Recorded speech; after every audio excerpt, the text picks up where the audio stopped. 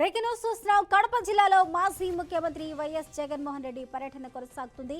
4 రోజుల పాటు కడప జిల్లాలో పర్యటించనున్నారు.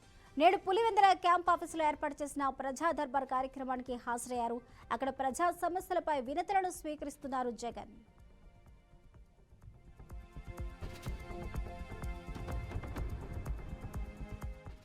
ఇదే అంశానికి సంబంధించి పూర్తి అప్డేట్స్ ను కడప నుంచి మా ప్రతినిధి కృష్ణ అందిస్తారు. కృష్ణ.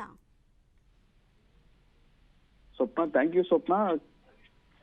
మాజీ ముఖ్యమంత్రి వైఎస్ జగన్మోహన్ రెడ్డి 4 రోజుల పర్యటనలో భాగంగా ఈ రోజు 4వ రోజు సందర్భంగా ఆయన ప్రజా దర్బార్ కార్యక్రమం అయితే నిర్వహించారు. అందులో భాగంగానే ప్రజా సమస్యలు ఏ ఉన్నాయో ఆ సమస్యల పైన సుదీర్ఘంగా చర్చించి, అదే విధంగా అక్కడ స్థానికంగా ఏ సమస్యలు అయితే ఏమన్నా ఉన్నాయో అని కనుక్కొని ఆ సమస్యల పరిష్కార దిశగా తీసుకెళ్తామని కూడా ఆయన అన్నారు. అదే విధంగా అక్కడ వారి కుటుంబ సమేతంగా కూడా ఈ రోజు ముఖ్య కార్యకలాపాలు ఏవేంటి, ఎలా చేయాలనే ఉద్దేశం పైన కూడా ఆయన చర్చించబోతున్నారని తెలుస్తుంది స్వప్న. అయితే ముఖ్యంగా నిన్న జరిగిన సమావేశంలో కూడా కార్పొరేటర్లు విషయం కూడా కార్పొరేటర్లతో కూడా అతను భేటీ అయ్యారు. అయితే ఆ కార్పొరేటర్ల భేటీలో కూడా ఆయన కడపలో కార్పొరేషన్ సంబంధించి ఏం జరిగిందనే దాని విషయం కూడా కనుక్కున్నారు.